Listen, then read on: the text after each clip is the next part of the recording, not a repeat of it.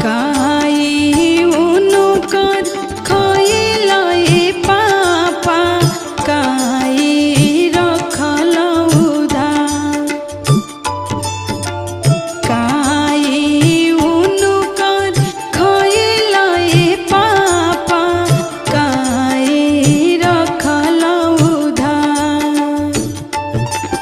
अरे के कारा करने बोलू हरल ए पापा साजन छे कले दुआर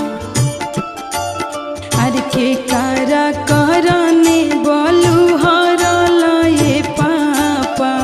साजन छे कले दुआर।